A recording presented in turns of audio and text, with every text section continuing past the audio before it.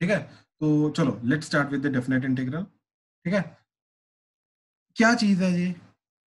ठीक, इसका एक एक करके मीनिंग मैं तुम्हें क्लियर कर रहा हूँ।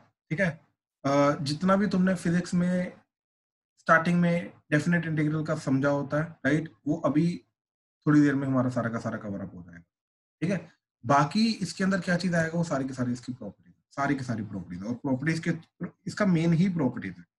ठीक है, तो ध्यान से समझने की कोशिश करना क्या चीज है। ठीक है, नाउ फर्स्ट पॉइंट इज इसके अंदर, let integration of f of x d x is let's say g of x plus C.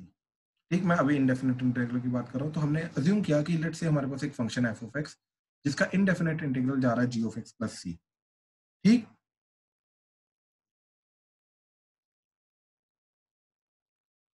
Then if f of x is continuous in a to b close bracket, ये condition बहुत important है। ठीक, ये जो अभी मैंने condition लिखी, if f of x is continuous in a to b close bracket, ठीक है, देन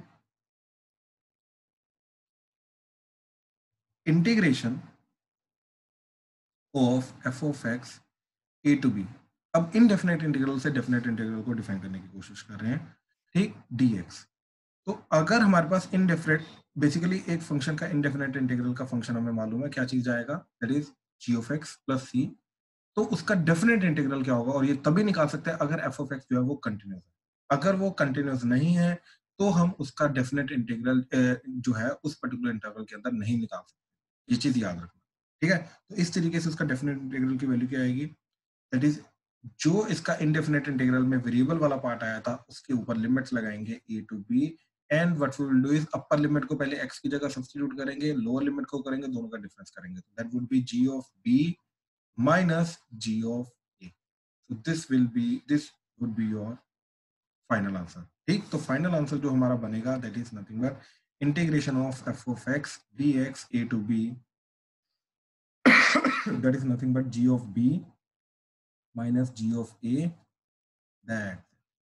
ठीक, तो एट द एंड करना क्या है, हमें हमें f of x का इंडेफिनेट इंटीग्रल करके g of x निकालना है, फिर उसके अंदर लिमिट्स पुट करने हैं, तो इनडायरेक्टली हमें इनडेफिनेट इंटीग्रल तो करना ही पड़ेगा।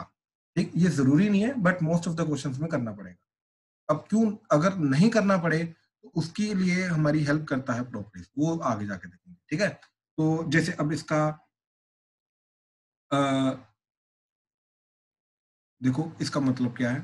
ठीक, जैसे सॉरी इसका एग्जांपल्स, तो एग्जांपल देखो जरा, e की पावर x dx इंटीग्रेशन 0 से 1, e की पावर x का इंटीग्रेशन e की पावर x, ये 0 से 1, और पहले 1 पुट किया तो e की पावर 1 माइनस e की पावर 0, तो e की पावर 0 इज 1, तो ये बना e माइनस 1। ठीक है, तो इस तरीके से ये हमारा e माइनस 1 आ जाएगा। ठीक है, अच्छा, second sine x dx integration pi by 4 से पाई बाय 3। ठीक, so that would be minus cos x integration pi by 4 से लेके पाई बाय 3। अब ध्यान से देखो, ये बन जाएगा minus cos of pi by 3 upper limit minus lower limit, तो minus cos of pi by 4, that would be minus of 1/2। ठीक, माइनस ऑफ 1/2, ये माइनस माइनस प्लस हो जाएगा 1/2। ठीक, सो this is a final answer. ठीक है, अच्छा, अब अगर हमने यूवी रूल लगाया, ठीक, यहाँ पे जनरली बच्चों को कंफ्यूजन होती है। ठीक, तो प्लीज ध्यान से देखना क्या चीज है। यूवी रूल के अंदर हमारा ये लिमिट्स कैसे लगेंगी, तो x इंटू साइन एक्स ले लो, dx इंटीग्रेशन लेट से पाई बाय 3 से लेके पाई बाय 2। ठीक है, ये काम कर रहे हैं पाई बाय 3 से लेके पाई बाय 2। ठीक है, दैट इज इक्वल टू, अब देखो इसके दो मेथड्स हैं करने के। ठीक, मैं पहले मेथड 1 बता रहा हूँ। मेथड 1 के अंदर क्या है, do the complete integration and then apply the limits. ठीक है, do the complete integration and then apply limits all together. ठीक है, एक्चुअली मैं ये क्यों बोल रहा हूँ, क्योंकि इसके इंटीग्रेशन करने के बाद दो पार्ट्स आते हैं। ठीक, एक का इंटीग्रेशन हो चुका होता है, दूसरे का इंटीग्रेशन होना होता है। तो यहाँ पे बच्चे को जनरली कंफ्यूजन आ जाती है, ठीक है। जैसे अब ध्यान से देखो, अगर मैंने x इंटू साइन एक्स का dx इनडेफिनेट इंटीग्रल किया तो क्या आ जाएगा, इसको फर्स्ट फंक्शन लेके जाएंगे, इसको सेकंड फंक्शन लेके जाएंगे, तो first function as it is, second का integration minus cos x minus integration of, right, x का डिफरेंशिएशन 1, साइन एक्स का इंटीग्रेशन माइनस कोस एक्स, तो ये माइनस माइनस प्लस हो जाएगा, इधर आ जाएगा कोस एक्स डॉट dx। अब ध्यान से देखो, इस स्टेप के बाद जनरली बच्चों को कंफ्यूजन आती है कि अगर मान लो इधर लिमिट्स हैं a टू b, राइट, तो अब यहाँ पे मैं लिमिट्स अब सब्स्टिट्यूट कर दूंगा या नहीं करूंगा, एंड व्हाट अबाउट यहाँ पे लिमिट्स कंटिन्यू होंगी या नहीं होंगी, तो किस तरीके से होगा, ठीक, ये चीज को हम समझने की कोशिश कर रहे हैं, ठीक है। अब इसी चीज को समझने के लिए हमने क्या किया, मेथड 1 देख रहे हैं कि पहले कंप्लीट इंटीग्रेशन कर दो, तो कंप्लीट इंटीग्रेशन करके अभी यहाँ पे इस पर्टिकुलर स्टेप पे लिमिट्स को सब्स्टिट्यूट मत करो, डू द कंप्लीट इंटीग्रेशन, तो ये आ जाएगा माइनस एक्स कोस एक्स का integration plus sine x, plus ही नहीं करेंगे, ठीक। अब यहाँ पे लिखो पाई बाय 3 से लेके पाई बाय 2, इस पूरी चीज के अंदर फुल इंटीग्रेशन करने के बाद पाई बाय 3 से लेके पाई बाय 2, बेसिकली क्या मेथड लगाने की कोशिश कर रहे हैं, ठीक है। ये अगर मैं लिमिट्स नहीं लगाता हूँ यहाँ पे, ठीक, अज्यूम करो मैं लिमिट्स नहीं लगाता हूँ, तो ये क्या मेथड फॉलो करने की कोशिश कर रही है, प्लस ही आ गया। अभी हमने थोड़ी देर पहले बिल्कुल इसकी डेफिनेशन देखी कि एफ ऑफ एक्स का इंटीग्रेशन अगर जी ऑफ एक्स प्लस सी है, तो x into sine x dx integration pi by 3 से लेके पाई बाय 2 तक, इसका इंटीग्रेशन क्या जाएगा, minus x cos x plus sine x pi by 3 से लेके पाई बाय 2, ये होगा, बात खत्म। जो भी इसका इनडेफिनेट इंटीग्रल के थ्रू फंक्शनल पार्ट आता है, उस फंक्शनल पार्ट के ऊपर हम lower limit and upper limit लगा देते हैं, दैट्स इट, ठीक है। तो अब क्या करेंगे, अपर लिमिट को पुट करेंगे, तो पाई बाय 2 पुट किया, तो पाई बाय 2 पुट करके क्या जाएगा, minus pi by 2 cos pi by 2 plus sign pi by 2, ठीक, minus minus pi by 3 cos pi by 3 plus sign pi by 3 ये पाई बाय 2 जीरो हो जाएगा, साइन पाई बाय 2 1 हो जाएगा, minus of minus plus pi by 3 into cos pi by 3 हो जाएगा 1/2, ये minus जाएगा, माइनस साइन पाई बाय 3 √3/2, ये जो भी आ रहा है ये आंसर है, ठीक। एक तो ये मेथड है।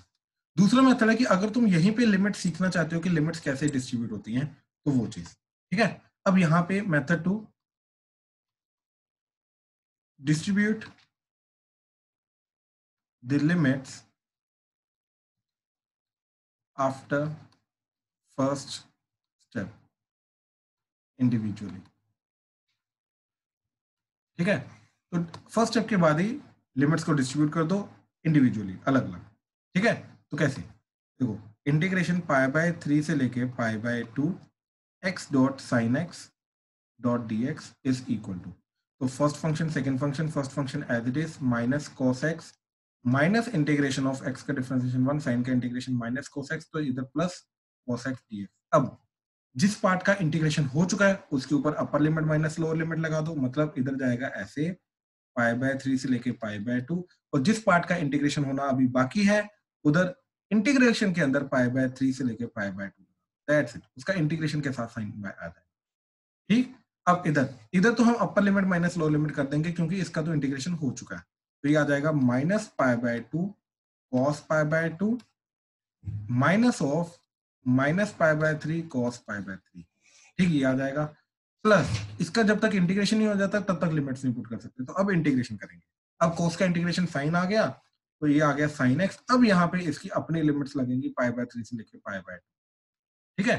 तो ये आ जाएगा हमारा, ये तो चलो जीरो ही हो जाएगा, ठीक, बिकॉज ऑफ दिस जीरो हो जाएगा, माइनस माइनस प्लस हो गया, पाई बाय 3 इंटू 1/2, इधर आ जाएगा तुम्हारा sign pi by 2 minus sign pi by 3, so that would be pi by 6 plus 1 minus √3/2, answer दोनों से सेम आएगा, ऑब्वियसली आंसर अलग नहीं आ सकता, ठीक है, दैट्स इट, दोनों से आंसर सेम आ रहा है। तो जनरली ये वाला मेथड प्रेफर करो कि यस हर एक स्टेप के अंदर तुम लिमिट साथ साथ में लेके चल रहे हो, इस स्टेप के अकॉर्डिंगली चला करो, ठीक है। तो हाँ जी, आई थिंक कोई प्रॉब्लम नहीं आनी चाहिए अभी इसके बाद, ठीक है, तो क्लियर हो जाना चाहिए। सर कांस्टेंट क्यों कंसीडर करते? सॉरी दोबारा बोलना स्तुति। हम कांस्टेंट क्यों नहीं कंसीडर करते? कांस्टेंट क्यों नहीं, एक्चुअली में अगेन यहाँ पे देखिए, वहां पे कांस्टेंट आने का रीजन क्या था, वो चीज को समझिए, ठीक है, क्योंकि वहां पे एक फंक्शन मिलता था और सिर्फ एक फंक्शन नहीं मिलता था, पैरेलल फंक्शंस मिलते थे, ठीक है, कहने का मतलब ये था, ठीक ध्यान से देखना ये चीज, ये सारे के सारे पैरेलल फंक्शन है, राइट, इन सबका स्लोप सेम होगा, राइट, अगर इन सबका स्लोप जो है सेम होगा, राइट, एक ही स्लोप आएगा क्योंकि पैरेलल फंक्शंस हैं, तो इन सब में फर्क क्या होगा, प्लस सी का, right, plus one plus one plus one plus one करते रहो, राइट, जैसे साइन एक्स के अंदर plus one plus one plus one plus one करते रहो, sine x plus one, sine x plus two, sine x plus three, इन सबका derivative तो सेम होता है, यानी कि सबका स्लोप सेम आता है। तो इसका मतलब ये है कि जब मैं स्लोप से वापस इंटीग्रेशन करूंगा तो मेरे को ये सारे के सारे फंक्शंस मिल जाने चाहिए, इसलिए प्लस सी लगाते हैं ताकि सी की वैल्यू के अकॉर्डिंगली हमें सारे के सारे फंक्शन मिल जाए, सी को वन रखेंगे तो एक मिल जाएगा, टू रखेंगे तो दूसरा मिल जाएगा। तो सेट ऑफ पैरेलल फंक्शन जो होता था वो इंटीग्रेशन का हमारा आंसर आता था। तो क्लियर हुआ? Yes sir. लेकिन डेफिनेट इंटीग्रल के अंदर ऐसा कुछ नहीं होता, डेफिनेट इंटीग्रल के अंदर हमें एक पर्टिकुलर वैल्यू मिलेगी, एक पर्टिकुलर वैल्यू मिलेगी, राइट, वो वैल्यू क्या होगी, जस्ट अभी हम थोड़ी देर के अंदर वो डिस्कस कर रहे हैं कि उसका एक्चुअली में मीनिंग क्या होता है। वो डेफिनेट वैल्यू होती है, इसलिए उसके साथ सी आ ही नहीं सकता, ठीक। Yes sir. एक्चुअली में शुभम बात सही है तुम्हारी कि अगर लिमिट सी आ भी जाए तो वो अपने अपर लिमिट और लोअर लिमिट में कैंसल आउट हो जाएगा, बट एक्चुअली में उसका रीजन ये नहीं है कि सी बचता नहीं है, इसका रीजन ये नहीं है, ये चीज याद रखना। देखो, एक मेथड के थ्रू अगर तुम्हारा सी कैंसल आउट हो रहा है तो तुम सी लिख तो रहे हो ना, लेकिन एक्चुअली में इन डेफिनेट इंटीग्रल के अंदर सी आता ही नहीं है, मैं ये चीज समझाने की कोशिश कर रहा हूँ। Okay sir. ठीक है ना, वो ये सोचना ही गलत हो जाएगा कि यार सी एट द एंड कट तो रहा है ना। देखो, सी काटना मोटिव नहीं है हमारा, सी आ क्यों नहीं रहा ये समझना मोटिव है, और ये थोड़ी देर में अभी जब इंटीग्रेशन का मीनिंग समझेंगे तो सब कुछ समझ में आ जाएगा, थोड़ी देर वेट करो, ठीक है। यस, ये हमें क्लियर है कि डेफिनेट इंटीग्रल का आंसर जो होता है वो वेरिएबल नहीं आता, ठीक, जब तक लिमिट्स वेरिएबल ना हो, ठीक, याद रखना, जब तक लिमिट्स वेरिएबल हो तब तक वेरिएबल आंसर नहीं आता। अगर लिमिट्स हमारी फाइनाइट है, डेफिनेट है, तो हमारा इसका आंसर डेफिनेट आएगा, एक पर्टिकुलर नंबर आएगा, ये वेरी नहीं कर सकता, और सी आने का मतलब है वो वेरी करेगा, इसलिए इसके अंदर सी नहीं आ सकता, इसके अंदर सी नहीं आ सकता। तो ये क्लियर है? Yes sir. ठीक है, ठीक है, ठीक है, ठीक है, चलो सेकंड पॉइंट। अब देखो, बिल्कुल बेसिक पार्ट तो हमने देख लिया कि अगर हमें कोई भी फंक्शन दे रखा है तो उसका इनडेफिनेट इंटीग्रल करो, upper limit minus lower limit डालो, that's it, we are done, ठीक। और अगर यूवी रूल जा रहा है, राइट, तो यूवी रूल के अंदर दोनों को अलग अलग कर दो, फर्स्ट पार्ट बनेगा आपका माइनस, सेकंड पार्ट बनेगा, फर्स्ट पार्ट की लिमिट्स अलग से लगा दो, सेकंड पार्ट की लिमिट्स अलग, ठीक। टोटल इंटीग्रेशन करने के बाद फाइनल लिमिट लगाना वो भी सही मेथड है, ऐसा नहीं है, बट प्रेफरेबल इसके अंदर सेकंड वाला मेथड ही समझो कि जैसे पार्ट एक खत्म हो जाए उसकी लिमिट लगाओ, जैसे पार्ट खत्म हो जाए उसकी लिमिट लगा दो, और जिसका पार्ट अभी इंटीग्रेशन होना बाकी उसकी लिमिट्स जैसे इंटीग्रेशन हो जाएगा तब, ठीक है। चलो, अब next part is if not specified, the limits are values of the integrating variable.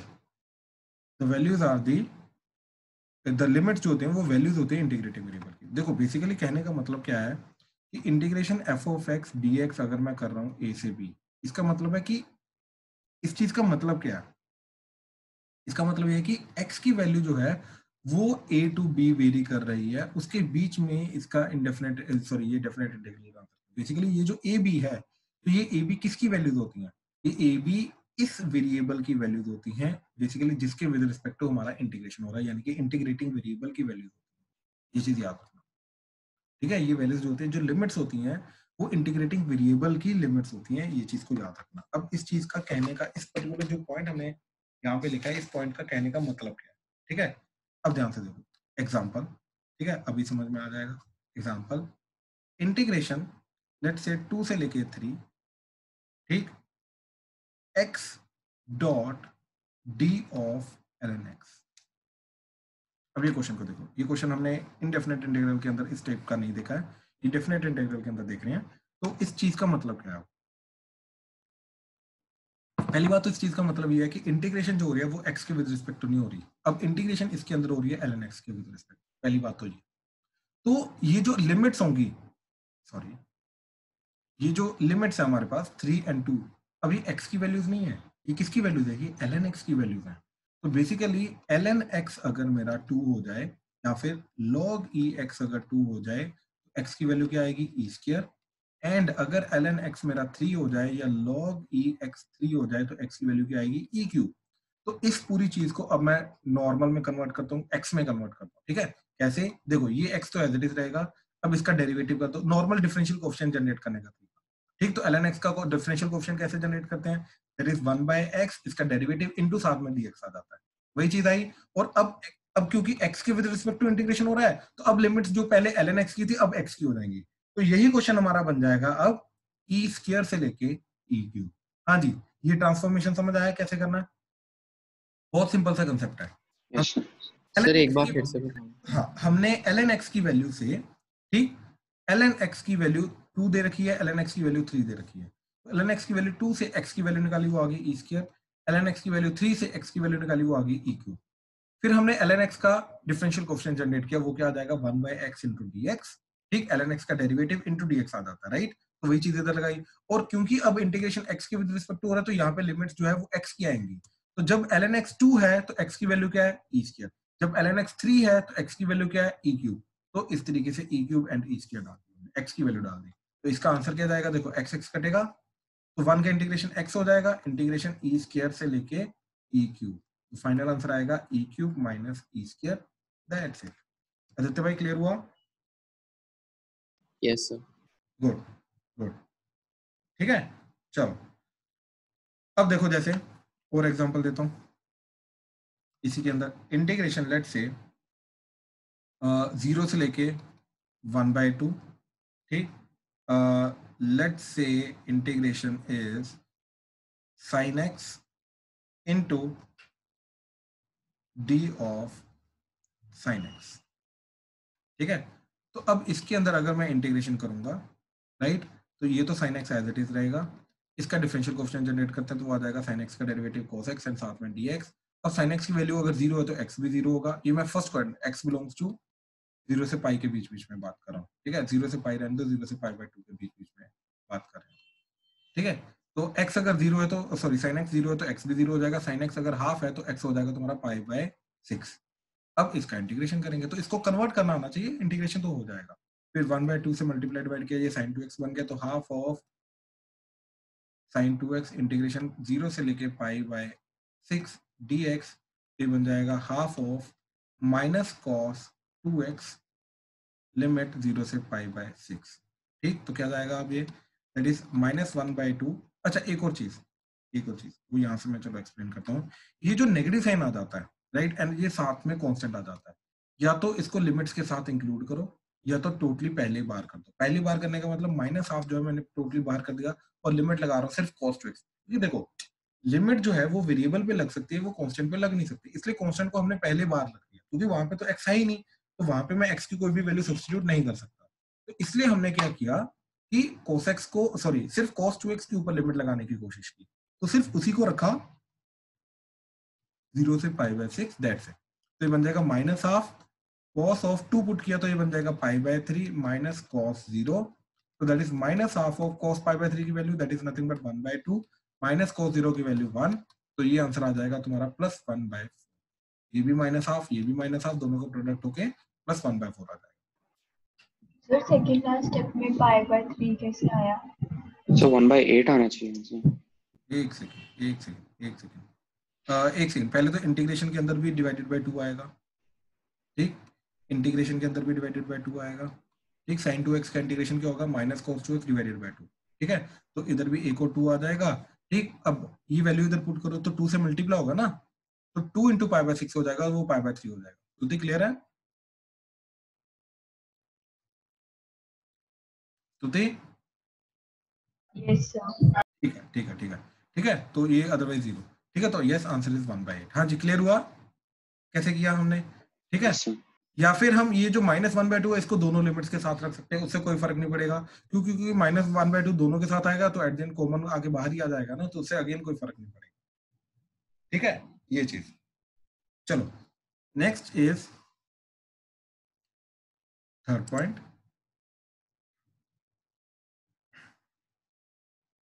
Shubham, उससे कोई फर्क नहीं पड़ता। ठीक है, इसीलिए हमने ये चीज को मेंशन किया था कि एक्स किसके बीच में है। ठीक है, अगर मोनोटोनिक है फंक्शन तो उसकी लिमिट्स जो है 0.5 पे एक्स की कोई पर्टिकुलर वैल्यू आएगी, लेकिन अगर मोर देन 1 है तो उसकी मोर देन 1 आंसर आ सकते हैं, राइट? तो ऐसे एम्बिग्युइटी नहीं आएगी, डोंट वरी। Okay sir. ठीक है, चलो चलो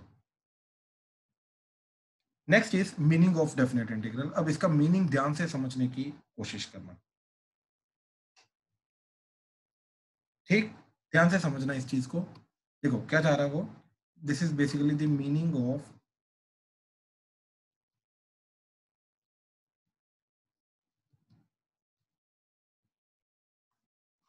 डेफिनेट इंटीग्रल। ठीक है, अब यहां से क्लियर हो जाएगा तुम्हें कि सी वगैरह क्यों नहीं आ रहा। ठीक है, एक्चुअली में डेफिनेट इंटीग्रल का मतलब क्या होता है? ठीक, definite integral of f of x between limits x equal to a and x equal to b gives algebraic area bounded by curve y equal to f of x, जिसका integration हम कर रहे हैं, x axis between x equal to a and x equal to b vertical lines। ठीक है, तो definite integral हमें देता क्या है? Basically area under the curve. I think ये तुम्हें ऑलरेडी पता था। डेफिनेट इंटीग्रल जो होता है ये हमें देता है एरिया अंडर द कर्व। ठीक, और कहां तक देता है? एक्स एक्सिस तक। कहने का मतलब ये चीज है कि मान लो ये कर्व है, ठीक, ये एक्स एक्सिस है, ये ए है, ये बी है, तो ए पे जो वर्टिकल लाइन बनेगी, बी पे जो वर्टिकल लाइन बनेगी, right, curve and x axis के बीच में, इन दोनों वर्टिकल लाइंस के बीच बीच में ये जो एरिया आएगा, राइट, अब ये जो एरिया की वैल्यू होगी, this area is nothing but the value of the definite integral.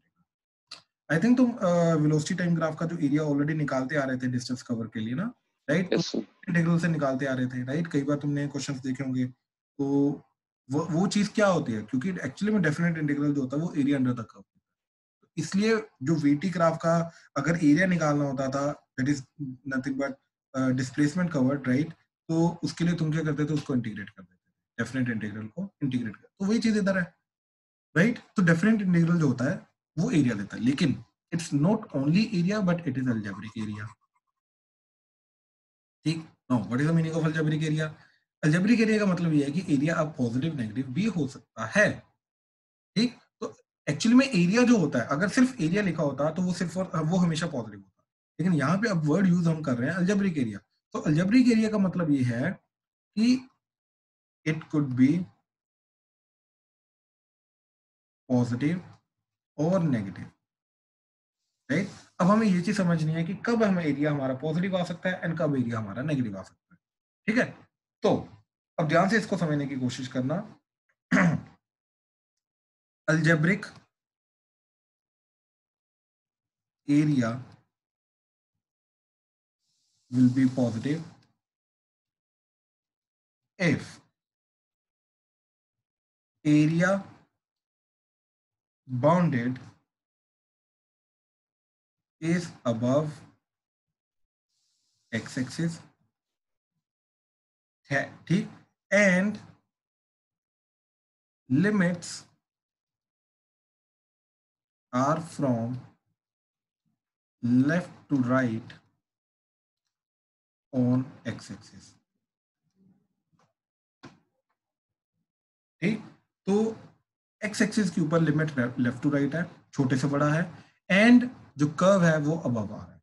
अगर इन दोनों में से, अब ध्यान से देखना, अगर कर्व डाउनवर्ड हो गया, ठीक, मैं अब 4 केसेस लेके जाता हूं, ठीक, ध्यान से देखना, ये एक्स एक्सिस, ये कर्व, ये ए, ये बी, ठीक, इसका जो एरिया आएगा डेफिनेटली पॉजिटिव होगा।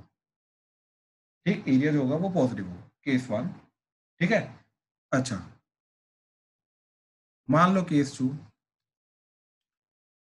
अब इस केस में ये ए है, ये बी है अबव एक्स एक्सिस, ठीक है। अब मैंने क्या किया, दो कंडीशन है यहाँ पे, ठीक, जो जिसके अकॉर्डिंगली हम एरिया को पॉजिटिव डिफाइन कर रहे हैं कि पहला अबव एक्स एक्सिस, दूसरा लेफ्ट टू राइट। अब इन दोनों में से अगर एक भी कंडीशन उल्टी हो गई, राइट, देखो इस केस में क्या है, above but right to left, ठीक है, above but right to left. अगर ये चीज है एंड अबव है, एरिया नेगेटिव हो जाएगा। दोनों में से एक भी कंडीशन नेगेटिव हो गई, दोनों के कारण बेसिकली नेगेटिव नेगेटिव साइन आएगा, राइट। अब ये चीज उल्टी हुई तो इसके कारण एक नेगेटिव आ गया। अब सोचो अगर दोनों उल्टी हो गई, ठीक, देखो बिलो एक्सिस है, ये ए इधर एंड बी इधर, राइट। तो अब ये बिलो भी है एंड राइट टू लेफ्ट भी है। फिर अब इसका आंसर जो आएगा, स्टिल इसका आंसर क्या आ जाएगा, पॉजिटिव। क्यों? क्योंकि इसके कारण भी नेगेटिव आया, इसके कारण भी नेगेटिव आया, दोनों का नेगेटिव नेगेटिव पॉजिटिव में कन्वर्ट कर देंगे, ठीक है। मैं इसके एग्जांपल्स दूंगा तब क्लियर हो जाएगा तुम लोग, ठीक है। अब देखो, अगर मान लो बिलो है लेकिन हम लेफ्ट टू राइट ही जा रहे हैं, ठीक, ये ए है, ये बी है, तो इट इज बिलो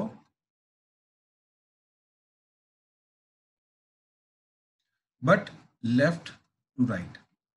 तो ये डायरेक्शन तो सही है, ये उल्टी हो गई तो सिर्फ एक उल्टी हो रही है तो एक नेगेटिव आ जाएगा, तो यानी कि इसका एरिया नेगेटिव रहेगा, इसका नेगेटिव रहेगा, ठीक, इसका नेगेटिव रहेगा, इसका पॉजिटिव रहेगा, इसका पॉजिटिव रहेगा, ठीक है। तो ये कंडीशन है हमारी जो हमें पूरा का पूरा डिफाइन करके देती हैं कि हमारा जो आंसर है वो पॉजिटिव रहेगा या नेगेटिव, ठीक है। ये चीज याद रखना। अब ये जो डेफिनेशन है, this provides the relation between the area and the definite integral, ठीक है, याद रखना। This is the only property बोल लो, ठीक, विच relates the area under the curve, ठीक, एंड द डेफिनेट इंटीग्रल। क्या चीज है, that is the meaning of definite integral. और क्या मीनिंग है, अलजेब्रिक एरिया। इसको समझना अगेन बहुत जरूरी है, ठीक है।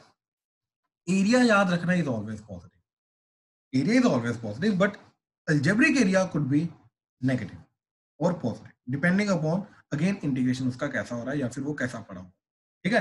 अब definite integral is our area, sorry, definite integral is our algebraic area, but उसको area के साथ कैसे relate करेंगे again।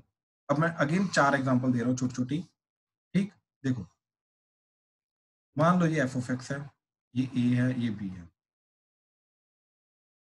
ठीक, अगेन ये f of x है, ये अब b है, ये a है, ये f of x below x axis आ गया, ये a है, ये b है, and f of x below x axis आ गया, ये b हो गया, ये a हो गया। वही 4 केसेस हमने दोबारा लिए, ठीक है।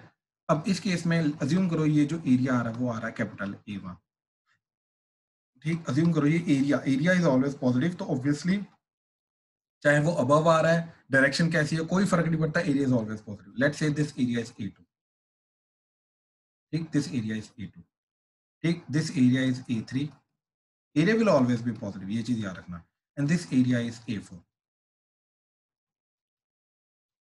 ठीक। इस तरीके से हमने एरियाज को डिफाइन कर दिया। अब यहाँ पे जो डेफिनेट इंटीग्रल का आंसर आएगा, अब मैं उसको एरिया से रिलेट कर रहा हूँ, ठीक है, ध्यान से समझना।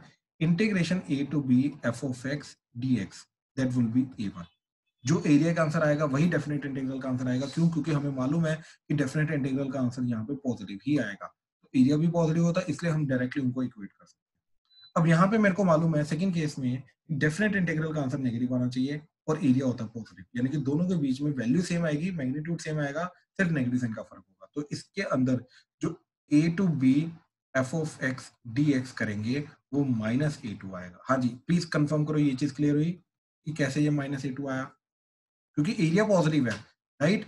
अब ये पॉजिटिव को नेगेटिव से मल्टीप्लाई करोगे तभी नेगेटिव आएगा ना, और इसका एरिया तो नेगेटिव, इसकी जो वैल्यू डेफिनेट इंटीग्रल की वैल्यू है वो नेगेटिव है। देखो मैं ये नहीं बोल रहा एरिया नेगेटिव आना चाहिए, no, area is always positive, area कभी नेगेटिव नहीं आ सकता, लेकिन डेफिनेट इंटीग्रल का आंसर यहाँ पे नेगेटिव आएगा।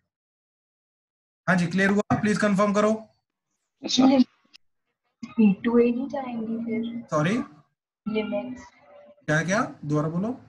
जो आपने लिमिट पुट की है अपर नंबर, हाँ जी, वो B2A नहीं होगी? नहीं नहीं नहीं नहीं, वो हमेशा a to b रखेंगे ना, तभी तो हम बोल रहे हैं ना कि लिमिट जो है वो राइट टू लेफ्ट आ रही है, इसलिए तो नेगेटिव आ रहा है ना आंसर। अगर यहाँ पे हमने लिमिट b to a कर दी तो छोटे से बड़ा जा रहा है, right to left, left to right जा रहा है, फिर तो आंसर अपने आप ही पॉजिटिव आ जाएगा। लिमिट यहाँ से इधर जा रही है, इसी के कारण तो नेगेटिव आ रहा है। यहाँ पे चेक करो ना, पिछले केस में यही तो हमने लिमिट उल्टी कर दी। लिमिट उल्टी करने का मतलब क्या है कि पहले अगर मान लो ये वैल्यू 1 है, ये वैल्यू 10 है, तो पहले इंटीग्रेशन कर रहे थे 1 से 10, अब इंटीग्रेशन कर रहे हैं हम 10 से 1, तो बड़े से छोटा कर रहे हैं। तो बड़े 10 से 1 आने का मतलब क्या है कि 10 इधर है 1 इधर है, तो इंटीग्रेशन उल्टा हो रहा है। बात समझे? इसलिए तो इसका आंसर नेगेटिव आ रहा है स्तुति। Yes sir. ठीक है, कंफ्यूज नहीं होना, नहीं क्लियर होगा प्लीज बता देना। ठीक है, अब जैसे ये वाली चीज, इसके अंदर इंटीग्रेशन का डायरेक्शन तो सेम है राइट, लेकिन नीचे है तो इसका आंसर भी नेगेटिव आएगा। तो यानी कि इस केस में भी a to b f of x d x करूंगा तो आंसर एरिया के उल्टा आएगा, दैट इज माइनस ए। अब इसकी डायरेक्शन भी उल्टी है भी नीचे, तो इसका आंसर पॉजिटिव आएगा। Integration a to b f of x d x, इसका इंटीग्रेशन का आंसर a4 ही होगा। ये विद साइन ये मैच करेगा। ठीक है, अब जैसे एग्जाम्पल देखो, एग्जाम्पल से और अच्छे से क्लियर हो जाएगा। ठीक है, मान लो हमारे पास एक फंक्शन है साइन एक्स, ठीक, उसका ग्राफ तुम्हें पता होता है क्या है क्या नहीं, 0, π/2, पाई, 3π/2 एंड 2π। ठीक है, अब इसका एग्जांपल लेके जाते हैं। केस 1, इंटीग्रेशन कर रहा हूँ 0 से π/2 साइन एक्स dx। तो तुम माइक ऑन करो। Yes sir. क्लियरली आपको पता है ये चीज कि 0 से π/2 के बीच में, ठीक, 0 से π/2 के बीच में ये जो साइन एक्स होता है ये अबव एक्स एक्सिस होता है, और ये जो लिमिट ये छोटे से बड़ी आ रही है, यानी कि लेफ्ट टू राइट जा रही है, तो ऑब्वियसली इसका आंसर जो आएगा वो पॉजिटिव आएगा, और जो इसका आंसर आएगा वही ये वाला एरिया होगा, ग्रीन वाला जो मैंने मार्क किया। आई होप ये चीज क्लियर हुई। Yes sir. राइट, अब देखो हाँ जी, काव्या आपकी आवाज नहीं आ रही, दोबारा बोलो प्लीज, क्या बोल रहे हो?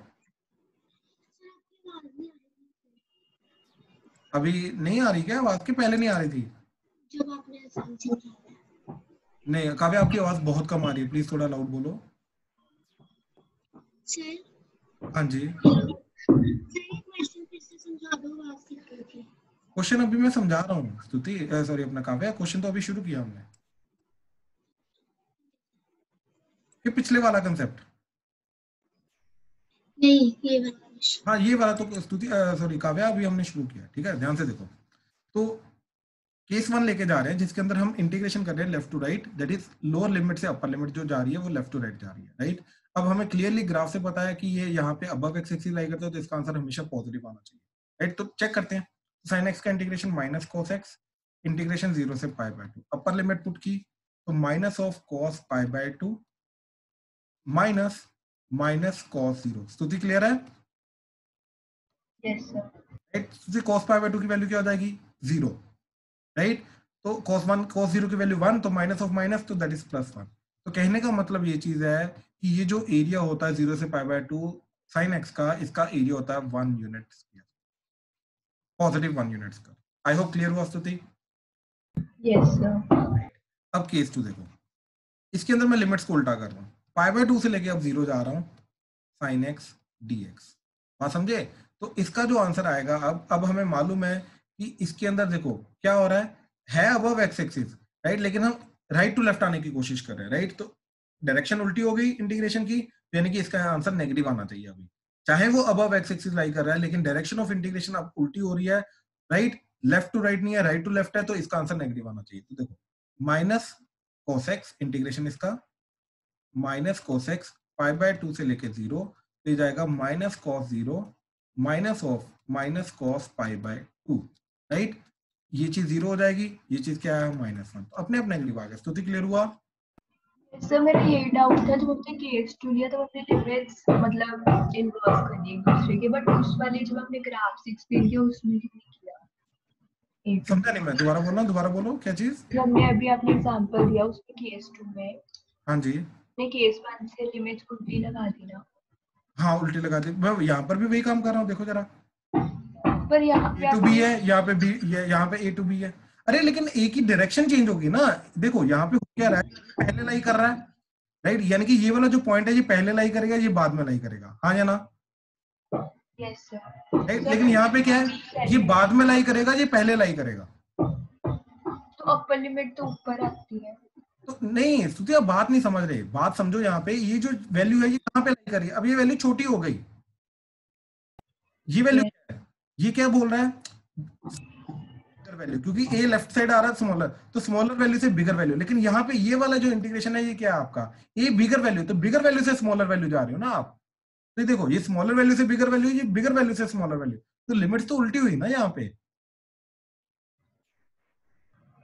ठीक ठीक है, अब ये क्यों हो रहा है ऐसा, क्योंकि यहाँ पे ए लेफ्ट हैंड साइड आ रहा है, बी राइट साइड में आ रहा है। देखो ना, ए पहले आ रहा है, बी बाद में आ रहा है। यहाँ पे मैंने बी को पहले कर दिया, तो बी छोटा हो जाएगा ना in that case. Number line पे जो पहले आता है वो छोटा होता है, है।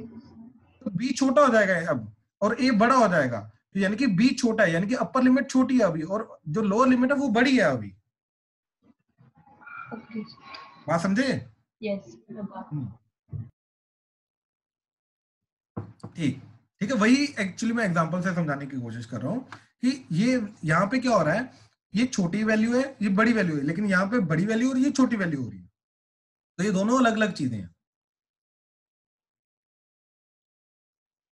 ठीक है, अब जैसे और एग्जांपल देखो, मान लो मैं इसका इंटीग्रेशन कर रहा हूं अब पाई से लेके 3π/2, ठीक, साइन एक्स dx। अब मेरे को ग्राफ से अगेन मालूम है क्या चीज होगा, ठीक, यहां से लेके यहां तक। तो अब देखो, क्योंकि अगर ये सिमेट्रिक ग्राफ है तो ये जो एरिया आएगा वही एरिया यही होगा, लेकिन क्योंकि ये अबव है ये बिलो है, तो बस नेगेटिव होगा। तो अभी हमने निकाला था इसका आंसर 1, तो इसका आंसर अपने आप -1 आ जाना चाहिए, यानी कि इसका आंसर -1 आ जाना चाहिए। ठीक है, तो इसका इंटीग्रेशन करते हैं, तो साइन का इंटीग्रेशन क्या होगा, again minus cos x pi से लेके 3π/2, तो that is minus cos 3π/2 minus cos pi. ठीक, cos 3π/2 की वैल्यू 0 हो गई, ये माइनस, अब देखो cos पाई क्या होता है -1, तो यहाँ पे आ जाएगा -1, दैट वुड बी -1। तो क्लियर हुआ? Yes sir. राइट, अब केस 4 देखो, केस 4 के अंदर मैं इंटीग्रेशन कर रहा हूँ साइन एक्स का dx। अब मैं कर रहा हूँ 2π से लेके पाई। ठीक, अब ध्यान से देखना, इसका मतलब क्या है, इसका मतलब ये है कि पहली बात तो 2π से लेके पाई के बीच में sine x below x axis भी है, और ऊपर से मैं राइट टू लेफ्ट भी आ रहा हूं, तो दोनों चीजें उल्टी हो गई। दोनों चीजें उल्टी का मतलब अब इसका आंसर पॉजिटिव आ जाना चाहिए। बात समझे? Yes sir. ठीक, तो साइन एक्स का इंटीग्रेशन माइनस कॉस एक्स 2π से लेके पाई। ठीक, तो minus cos of pi minus minus cos 2π, तो इसकी वैल्यू -1 इंटू माइनस, तो +1, माइनस इसकी वैल्यू क्या होती है +1, तो माइनस ऑफ +1, तो ये बन जाएगा हमारा 1 + 1, दैट इज नथिंग बट 2। अपने आप देखो आंसर पॉजिटिव आ गया, चाहे वो बिलो एक्स एक्सिस था, लेकिन हम क्योंकि राइट टू लेफ्ट आ रहे हैं तो अपने आप आंसर हमारा पॉजिटिव आएगा। आई होप ये चीज क्लियर हुई। तो अलजेब्रिक एरिया का मीनिंग आई होप आपको क्लियर हुआ। हाँ जी, प्लीज कंफर्म करो, सारे क्लियर हुआ ये चीज?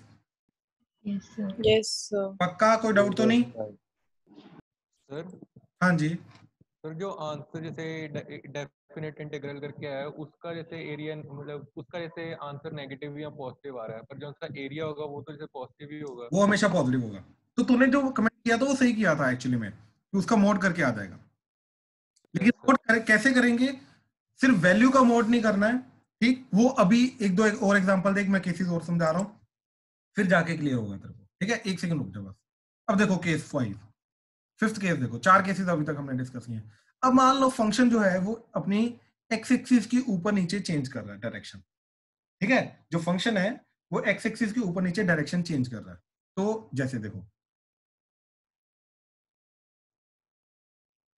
मान लो ये, एंड ए यहां पे है, बी यहां पे है, बीच में एक पॉइंट आ रहा है सी, जहां पे वो एक्स एक्सिस को कट करके ऊपर से नीचे जा रहा है। अब हमें क्या निकालना है, देखो ध्यान से समझना, the difference between definite integral and area of this particular function. ठीक, ये y इक्वल टू f(x) है। ठीक, ध्यान से समझना please. Let's say this area is a1। ठीक, इस पर्टिकुलर पार्ट का एरिया a1 है, ऑब्वियसली पॉजिटिव होगा, एंड इसका एरिया a2 है, ऑब्वियसली पॉजिटिव होगा।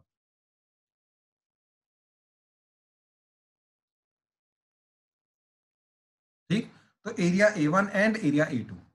ठीक, तो यहां पे मैं क्या बोलूंगा, area bounded by y equal to f(x) and x axis from x equal to a 2x equal to b, ठीक। नेट टोटल एरिया बाउंडेड क्या होगा, that is nothing but a1 plus a2। Area total add करेंगे, obviously फर्क नहीं पड़ता वो above आ रहा है या बिलो आ रहा है, पॉजिटिव होगा नेगेटिव होगा, नहीं, एरिया तो नेगेटिव हो ही नहीं सकता, तो ये वाले दोनों एरिया को ऐड कर देंगे, ठीक है। तो एरिया बाउंडेड जो होगा वो डेफिनेटली हमारा a1 प्लस a2 आएगा, बट क्या डेफिनेट इंटीग्रल ये आएगा, नहीं, बिल्कुल भी नहीं। अब ध्यान से देखो, इसका डेफिनेट इंटीग्रल का आंसर क्या आएगा, F of x dx integration अब a टू b, राइट। अब इसका आंसर क्या आएगा, देखो ये वाला एरिया क्योंकि अबव है पॉजिटिव आ जाएगा, ये वाला एरिया नेगेटिव है तो नेगेटिव आ जाएगा, तो फाइनल आंसर आएगा a1 माइनस a2। तो डेफिनेट इंटीग्रल का आंसर हमारा a1 माइनस a2 जाएगा। हाँ जी, क्लियर हुआ, प्लीज कंफर्म करो। Yes sir. राइट। अब जैसे इसका एग्जांपल देखो, एग्जांपल मान लो मैं फिर वही अपना स्टैंडर्ड फंक्शन sin x लेके जाता हूँ। अब तुम्हें मालूम पता चल गया है, ठीक, मालूम है ये चीज कि ये वाला जो पर्टिकुलर पार्ट है इसका आंसर होता है 1, तो इसका आंसर भी 1 जाएगा। ऐसे ये नीचे वाला पार्ट का जो एरिया है ये भी 1 जाएगा, राइट। तो अगर मैं एरिया की बात करूं तो sin x का area bounded with x axis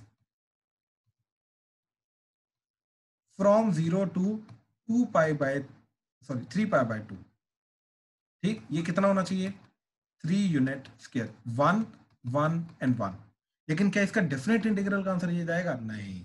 इसका डेफिनेट इंटीग्रल अब देखो sin x dx 0 से लेके 3 पाई बाय 2, इसका आंसर जाना चाहिए +1। क्यों, क्योंकि ये हमारा आंसर क्या आएगा, देखो जो अबव है वो पॉजिटिव लेके जाएंगे तो +1 +1 तो 2, अब जो बिलो है उसको नेगेटिव ही लेके जाएंगे, जब क्योंकि ये अलजेब्रिक एरिया होता है डेफिनेट इंटीग्रल, तो यहाँ पे अलजेब्रिक एरिया को कंसीडर करेंगे, राइट।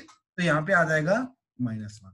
तो नेट आंसर जो आएगा डेफिनेट इंटीग्रल का 0 से लेके 3 पाई बाय 2 के बीच में, वो आएगा हमारा नेट एरिया का नेट अलजेब्रिक एरिया, यानी कि जो पॉजिटिव है उसको पॉजिटिव रखा, जो नेगेटिव है उसको नेगेटिव रखा, वैल्यू जो भी कैलकुलेट होके आएगी वो हमारा फाइनल आंसर आएगा। तो करके देख लेते हैं ये क्या 1 आ रहा है क्या। तो sin x का integration again minus cos x 0 से लेके 3 पाई बाय 2, तो माइनस cos 3 पाई बाय 2, अच्छा माइनस बाहर भी ले सकते हो ओवरऑल, तो वैल्यू सिर्फ मैंने cos के अंदर पुट की, तो cos 3 pi by 2 minus cos 0, ठीक। मैंने पहले बोला था जो कांस्टेंट होता है उसको हम लिमिट्स के बाहर भी ले सकते हैं। अब देखो जरा, ये minus as it is 3 pi by 2 पे तो 0 होता है, ये 0 माइनस cos 0 क्या होता है 1, तो -1 +1, अपने आप +1 आया, अपने आप सब कुछ ये कैलकुलेट करके देगा तुम्हें, सब कुछ अपने आप कैलकुलेट करके ये तुम्हें देगा, अपने आप ये पीछे बिहाइंड में क्या कर रहा है, ये +2 -1 कर रहा है, तो अपने आप ये कैलकुलेशन करके ये सारा का सारा +1 हमारा आंसर दे रहा है। हाँ जी, ये केस समझ में आया, प्लीज कंफर्म करो, किसी को कोई भी डाउट आ रहा है तो प्लीज बताओ। Okay sir. आदित्य भाई, अनन्या, चिराग, समझ आया ये चीज, ठीक है। दक्ष, दिया, काव्या, राजवीर, शुभम, स्तुति, Yes, Yes, sir. sir. ठीक है। Rajveer, doubt. Yes sir. Actually में अगर मैं मोड कर दूंगा तो मैं a1 माइनस a2 का मोड करके a1 प्लस a2 नहीं ला सकता, यस सर, वो Right? चेंज हो जाता है। Sir. एग्जैक्टली। तो एक सेकंड शुभम, एक सेकंड, एक्चुअली में इसके अंदर क्या करना पड़ेगा, जहां जहां पे अबव है वहां पे अलग इंटीग्रेशन करना पड़ेगा, जहां जहां पे बिलो है वहां पे, क्योंकि देख मोड तो सिर्फ नेगेटिव का, तू मोड क्यों कर रहा है, नेगेटिव को पॉजिटिव में कन्वर्ट करने के लिए कर रहा है, हाँ या ना, यस सर। राइट। तो जहां पे नेगेटिव है वहां पे मोड करना बस, यस पे बिलो, तो बेसिकली क्या कर, तेरे को ये फंक्शन को तोड़ना पड़ेगा, राइट। तो इस वाले पार्ट का एज इट इज रख, और जहां पे नेगेटिव जा रहा है उसका मोड कर, फिर जाके एरिया मिलेगा अपने को, बात समझा, डेफिनेटली। Yes sir.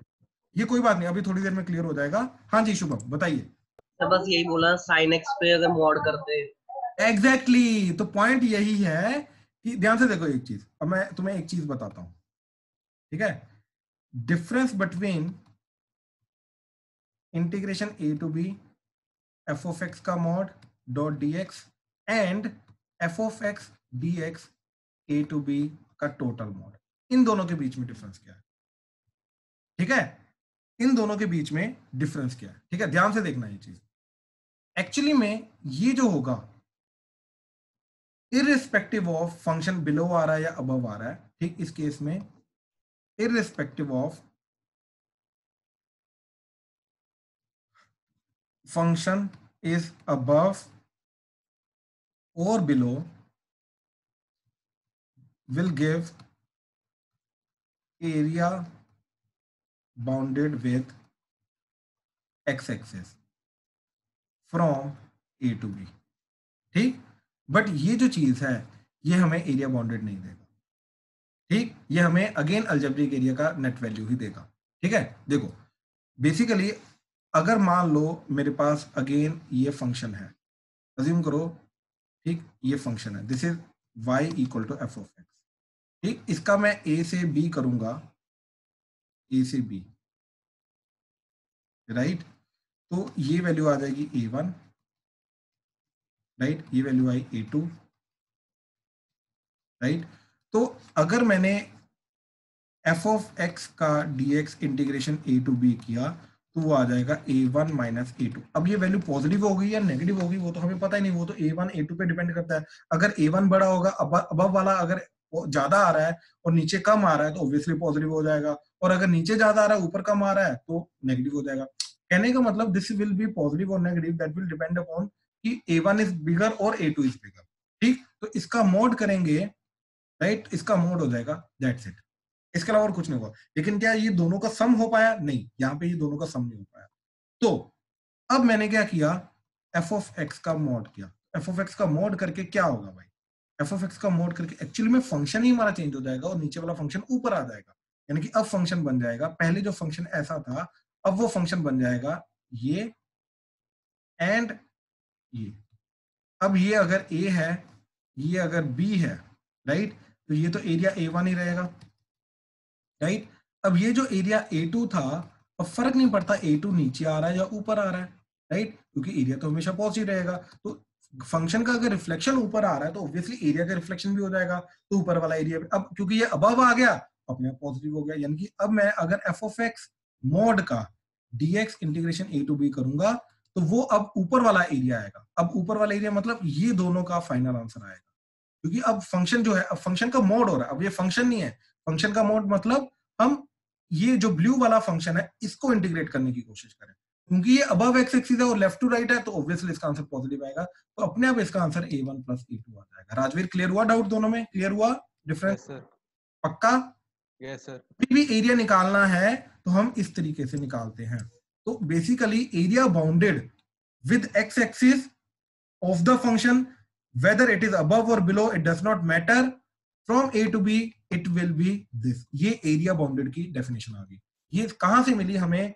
जब हमने मीनिंग समझा डेफिनेट इंटीग्रल का, वहीं से हमें एरिया बाउंडेड की भी डेफिनेशन मिल जाएगी, और यही नेक्स्ट चैप्टर है हमारा।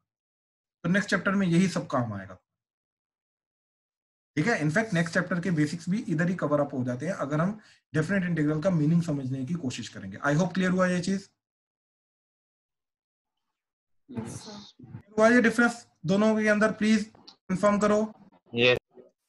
दक्ष क्लियर है भाई, कोई डाउट तो नहीं? चिराग, अनन्या, दिया? No doubt. ठीक है, ठीक है। काव्या समझ आया आपको? ठीक है, ठीक है, ठीक है, ठीक है। चलो अच्छा, अब इसी के बेसिस पे ध्यान से देखो, अगर कुछ मान लो ऐसा केस है, ये फंक्शन है, ठीक, this is again y equal to f of x, ठीक, this is a and this is b। यहां से लेके यहां तक हमें अगर हमने इंटीग्रेशन किया a to b f of x dx, right, तो मान लो ये एरिया a1 है, ये एरिया a2 है, ये एरिया a3 है, ठीक। ये एरिया जो है ये a1 है, ये जो एरिया आ रहा है ये a2 आ रहा है, राइट, ये जो एरिया आ रहा है ये a3 आ रहा है, राइट। तो इंटीग्रेशन का आंसर क्या आ जाएगा? क्योंकि a1 नीचे है तो minus a1 plus a2 minus a3 याद है। And mod of f of x dx integration a to b, ये हमें क्या देगा? ये देगा a1 plus a2 plus a3, ठीक है। लेकिन मोड की वैल्यू कैसे कैलकुलेट करेंगे वो आगे प्रॉपर्टीज के थ्रू हमें पता चलेगा। मतलब एक्चुअली में इंटीग्रेशन कैसे करेंगे वो प्रॉपर्टीज के थ्रू हमें पता, बेसिकली मोड को ओपन करना पड़ेगा, और मोड को ओपन करने के साथ साथ एक्चुअली में इंटीग्रेशन को भी डिस्ट्रीब्यूट करना पड़ता है, वो हमें सारा का सारा आगे प्रॉपर्टी से पता चलेगा, ठीक है। ये अभी हमने बेसिक मीनिंग समझ, ठीक है। चलो आगे चल रहे हैं, ठीक। हाँ, एक और चीज है यहाँ पे कि इंटीग्रेशन को जब हम एरिया के साथ रिलेट कर रहे हैं ना, ठीक, तो हमें पहले ही पता है कि अगर हमें फंक्शन का ग्राफ पता तो हमें पहले ही पता कि उसका आंसर पॉजिटिव आएगा या नेगेटिव आएगा, राइट? तो इससे डेफिनेटली जो क्वेश्चन में हमारी गलती हो रही है या नहीं हो रही, ये चीज रिकॉग्नाइज करने में हेल्प हो सकती है, क्योंकि हमें पता है कि हमारा जो आंसर आएगा उसका साइन क्या रहेगा। एटलीस्ट हमें साइन पता रहेगा, राइट? वैल्यू नहीं पता रहेगी लेकिन साइन जरूर पता रहेगा। तो इससे हम पहले ही गलती को ऑब्जर्व कर सकते हैं कि यस, मतलब एक तरीका है हमारे पास गलती को ऑब्जर्व करने का कि हमारा जो फाइनल आंसर आया है वो सही आ रहा है या गलत आ रहा है, डिपेंडिंग अपॉन फाइनल साइन, कि वो फाइनल आंसर पॉजिटिव आ रहा है नेगेटिव आ रहा है। क्यों? क्योंकि उसको हम एरिया के थ्रू रिलेट कर पा रहे हैं। ठीक है, ये चीज। चलो, अब अभी तक हमने बाय द वे 3 पॉइंट्स देखे हैं, ठीक? सबसे पहला पॉइंट बेसिक डेफिनेशन देखी थी, ठीक? सेकंड पॉइंट के अंदर हमने देखा था कि जो लिमिट्स वगैरह है, राइट, वो कैसे सब्स्टिट्यूट करनी है, ठीक है? एंड वो डिफरेंट जो अपना सॉरी इंटीग्रेटिंग वेरिएबल होता है वो उसकी होती है, ठीक? थर्ड देखा था हमने मीनिंग। अब आ रहा fourth point. Fourth point as such it's not a particular point, but इसके अंदर छोटे छोटे पॉइंट्स हैं जो कवर अप होते हैं, और ये बिल्कुल बेसिक इंटीग्रेशन के अगेन कुछ कुछ पॉइंट्स हैं जिनको कवर अप करेगा एंड आपका कंसेप्ट अगेन स्ट्रॉन्ग करेगा, ठीक है? ध्यान से देखना ये चीज क्या जा रहा है। फोर्थ के अंदर सबसे पहला पॉइंट जो आ रहा है, ठीक, वो आ रहा है कि अब ये खुद सोचो कि if f of x is always above x axis, ठीक, अगर वो x axis के हमेशा above है, then integration a to b f of x dx जो होगा ये हमेशा पॉजिटिव होगा। इसका जो इंटीग्रेशन का आंसर आएगा पॉजिटिव होगा for a less than b। और obviously a less than b का मतलब क्या है कि a इधर है b इधर है, यानी कि जो डायरेक्शन ऑफ इंटीग्रेशन है वो लेफ्ट टू राइट है।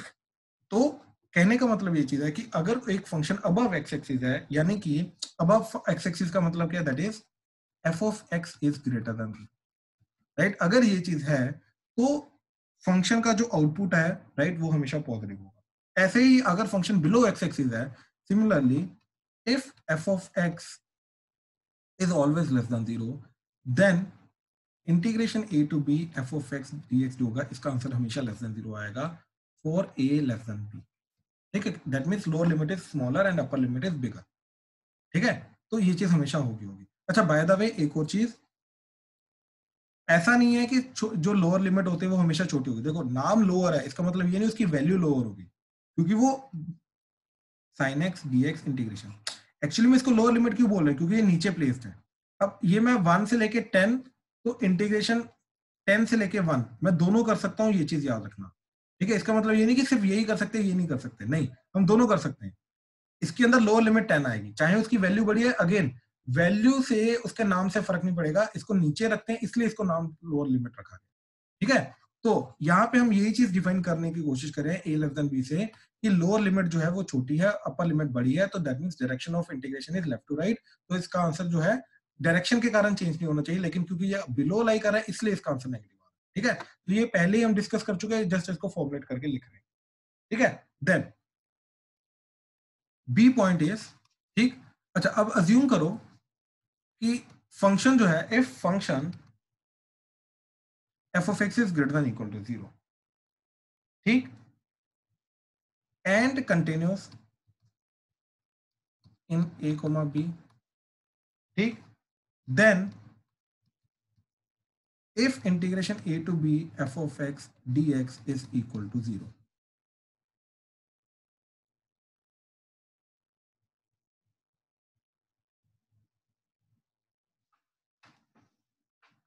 it means,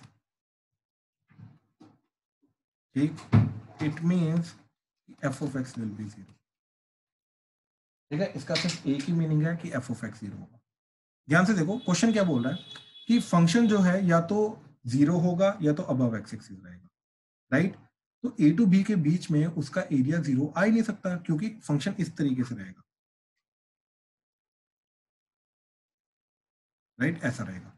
अब ये वाला एरिया जो है a टू b के बीच में 0 कब आ सकता है, राइट?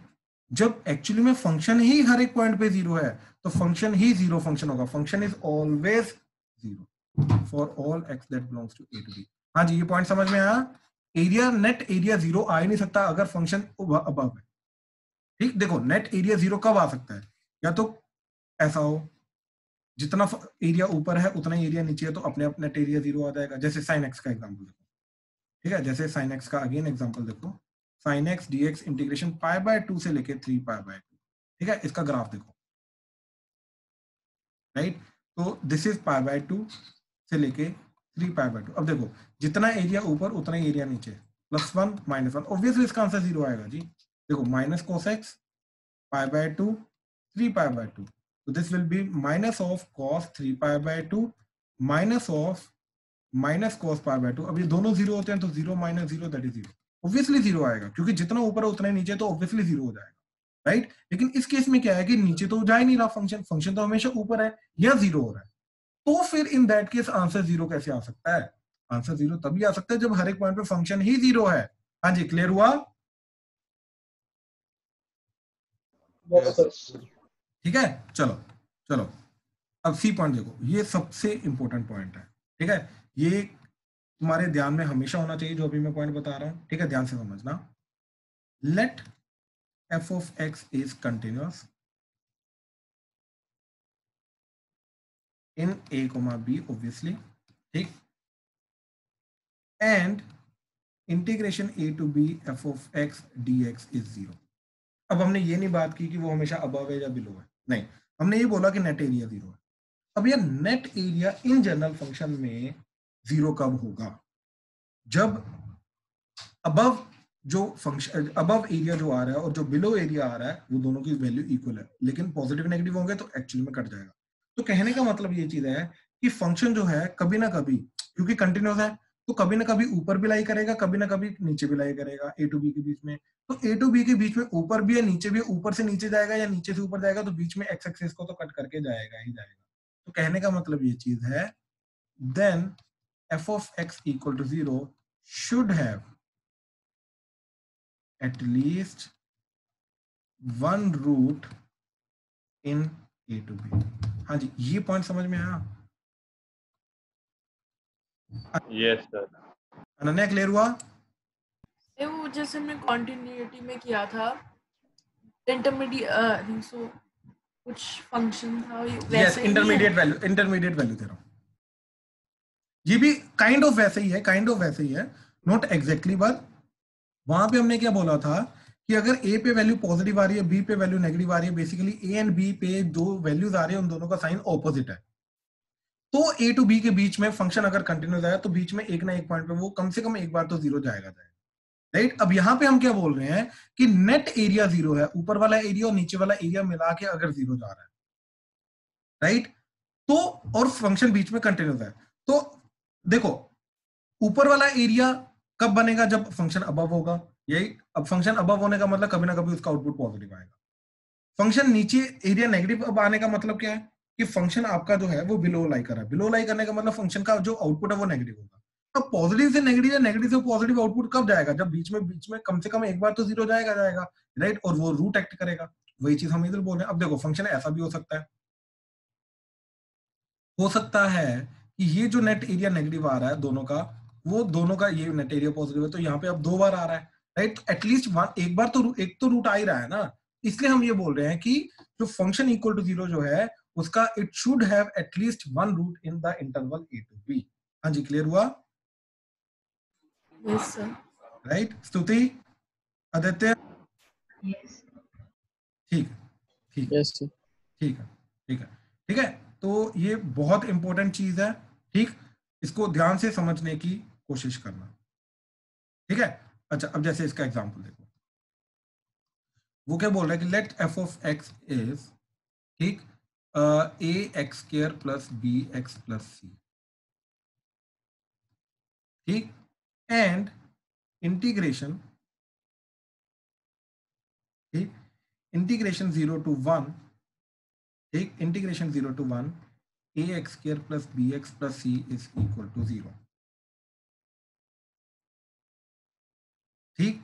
तो अगर एक फंक्शन का ये चीज हमें दे रखी है तो इसका मतलब क्या है कि at least one root of this quadratic lies in 0 to 1, ठीक। अब ये एटलीस्ट वन रूट क्यों बोला, क्योंकि देखो ऐसा भी हो सकता है, ये 0 है ये 1 है, राइट। आपका फंक्शन ऐसा भी हो सकता है,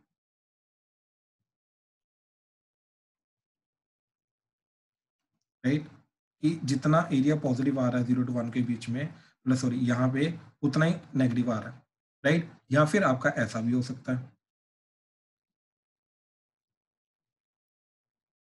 राइट। कहने का मतलब अगेन जितना एरिया अबव आ रहा है 0 to 1 के बीच में उतना एरिया नेगेटिव आ रहा है, राइट। तो या तो एक रूट होगा, राइट, या तो दोनों के दोनों रूट होंगे, तो एटलीस्ट वन रूट तो होगा ही होगा। हाँ जी, क्लियर हुआ, राइट। अब इसका मतलब अगेन, अच्छा एटलीस्ट वन रूट आ रहा है 0 to 1 के बीच में, ठीक है। हाँ, तो रूट के अप्रोक्सीमेट हमें वो पता चल रहा है कि कहाँ पे मतलब कहाँ पे उसका रेंज पता चल रहा है, किस किसके बीच में वो लाई कर, ठीक है। तो ये थ्योरम थी, अगेन ये इंटरमीडिएट वैल्यू थ्योरम की तरह ही है, जो हमें रूट की बताता है कि कहाँ से किसके बीच में लाई कर सकता है, ठीक है। चलो नेक्स्ट चीज, फोर्थ पॉइंट इसके अंदर, बी पॉइंट, ये भी अगेन बहुत इंपॉर्टेंट पॉइंट है, ठीक है। ध्यान से समझने की कोशिश करना कि let f of x is greater than g of x for a to b, ठीक, इन a to b, इस इंटरवल के अंदर अंदर f of x जो फंक्शन है, right, irrespective of x axis कहाँ पे है, राइट, कि फंक्शन जो है वो पॉजिटिव है नेगेटिव है, बीच में कट वगैरह करके जा रहा है, इट डज नॉट मैटर, ठीक।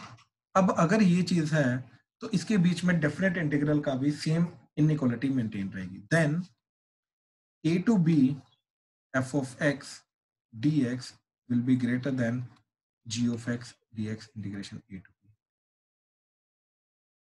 याद रखना इसका उल्टा नहीं रहेगा, लेकिन ये इनइक्वालिटी रहेगी, ठीक है। पहले ये समझने की कोशिश करो कि ये क्यों रहेगा, ठीक है। अब खुद सोचो कि अगर f of x अबव आ रहा है, ठीक, मान लो ये f of x है, ठीक, अब ये अबव है हमेशा g of x के, तो g of x जो है ये इसके नीचे लाई करेगा, ठीक। तो g of x नीचे लाई करने का मतलब क्या है, ऐसा कुछ होगा g of x, ठीक, यहाँ पे कहीं पे a है एंड यहाँ पे कहीं पे b है, ठीक है। इस तरीके से आ गया। अब क्लियरली हमें दिखाई दे रहा है कि अगर f of x अबव लाई कर रहा है, राइट, तो उसका एरिया भी तो ज्यादा होगा, राइट। तो एरिया ज्यादा होने का मतलब क्या है, राइट, तो उसका डेफिनेट जो अपना इनडेफिनेट सॉरी अपना जो डेफिनेट इंटीग्रल आएगा उसकी वैल्यू इसकी ज्यादा हो जाएगी, बात खत्म, राइट। तो क्लियरली हमें दिखाई दे रहा है कि जो f of x आ रहा है वो अबव लाई कर रहा है, तो सर क्या बोल के बहुत तेज बोलते हो?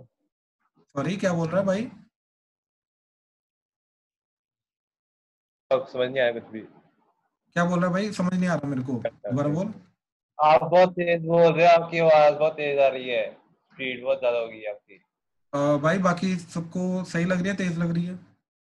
तो वो जब नेट कलेक्शन में प्रॉब्लम आती है ना तो एकदम से आवाज तेज हो जाती है कई बार। ओके ओके ओके ओके, वो सारा का सारा इकट्ठा ही वो डाटा फेंक देता है। यस सर, पर वो एक अकेले इंडिविजुअल पे डिपेंड करता है। ओके ओके ओके, ठीक है ठीक है ठीक है। दक्ष भाई जहां पर भी प्रॉब्लम आए तो बता दिया कर, कोई बात नहीं, ठीक है। ये ग्राफ वाले के अंदर ये भी बहुत तेज आवाज आती है। ओके ओके ओके ओके भाई, ओके मैं समझ गया, ठीक है।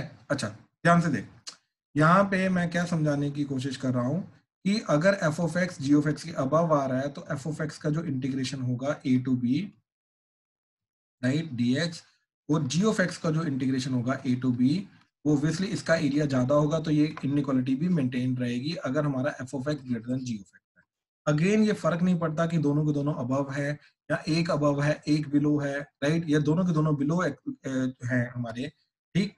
तो इससे अगेन कोई फर्क नहीं पड़ता। जैसे अब ध्यान से देखो, केस 2 में मान लो f of x अबव है, right, and g of x below है, अज्यूम करो g of x बिलो है, राइट। अब हमें मालूम है a to b के बीच में f of x का एरिया होगा ये एंड g of x का आएगा ये, तो f of x का तो वैसे भी पॉजिटिव आएगा, g of x का नेगेटिव आएगा। तो कहने का मतलब ये चीज है कि इस केस में भी ये इनइक्वालिटी वैलिड रहेगी, क्योंकि इस केस में ये वाली वैल्यू जो है ये पॉजिटिव आ जाएगी और ये वाली वैल्यू नेगेटिव आ जाएगी, क्यों, क्योंकि ये बिलो लाई कर रहा है, राइट। एंड इन केस अगर दोनों के दोनों बिलो लाई कर रहे हैं, ये x एक्सिस, ये f of x, ये g of x, ठीक, f of x रहेगा तो ऊपर ऊपर आने का मतलब हाइट वाइज वो ऊपर रहेगा। अब यहाँ पे a to b के बीच में ध्यान से देखो, इसका आंसर भी नेगेटिव होगा f of x का, लेकिन कम नेगेटिव होगा, जैसे इसका आंसर आ जाएगा -2, अज्यूम करो, एग्जांपल दे रहा हूँ, ठीक। अब g of x का एरिया भी नेगेटिव होगा लेकिन इसका ज्यादा नेगेटिव होगा, तो इसका लेट से -2, तो -2 इज ग्रेटर देन -4 ना, तो इसके केस में भी क्या रहेगा आपका, यही वाली जो इनइक्वालिटी है, ये इनइक्वालिटी अगेन वैलिड रहेगी। तो कहने का मतलब है irrespective of we x axis के विद रिस्पेक्ट टू वो कहाँ पे आ रहा है, अबव आ रहा है, बिलो आ रहा है, एक फंक्शन अगर अबव लाई कर रहा है तो उसका एरिया जो होगा, नेट अलजेब्रिक जो एरिया होगा वो भी ज्यादा होगा ही होगा। हाँ जी, क्लियर हुआ? प्लीज कंफर्म करो। Yes sir. ठीक है यस सर। ठीक है ठीक है ठीक है ठीक है ठीक है। जैसे अब इसका एग्जांपल देखो, ठीक है। तो जैसे sign square x and sine cube x 0 से पाई बाई 2 dx 0 से पाई बाई 2 dx, कौन सा बड़ा होगा बताओ जरा जल्दी।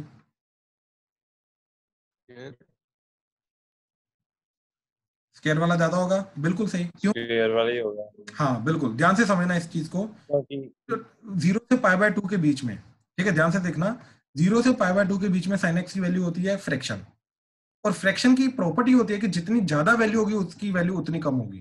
तो कहने का मतलब ये है कि साइन एक्स स्क्वायर एक्स का जो ग्राफ होगा, राइट, वो ऐसा कुछ बनेगा। तो यहीं पे साइन क्यूब का एक्स का ग्राफ बनाऊंगा, वो थोड़ा और नीचे की तरफ जाके जाएगा, रहेगा वो 0 to 1 के बीच में ऐसा। अब क्लियरली ये 0 से पाई बाय 2 के बीच में अगर हम देखेंगे, राइट, तो अबव कौन लाई कर रहा है, साइन स्क्वायर, तो इसका वैल्यू ज्यादा होगा, तो इस तरीके से ये इनइक्वालिटी आ जाएगी। हाँ जी, क्लियर हुआ अनन्या? Yes sir. ठीक है आदित्य भाई, क्लियर हुआ? हाँ जी सर। ठीक ठीक ठीक ठीक है ठीक है ठीक है। चलो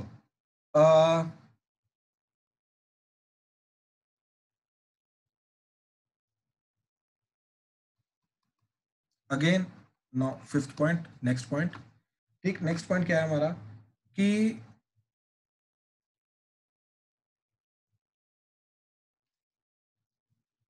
ये फर्स्ट पॉइंट के अंदर कंडीशन मैंने मार्क कराई थी, ये वो कंडीशन दोबारा आ रही है। ठीक, integration a to b f of x dx integration, ठीक, अगर इसका इंटीग्रेशन g है तो ये g of x जाएगा a to b, तो ये आ जाएगा g of b minus g of a।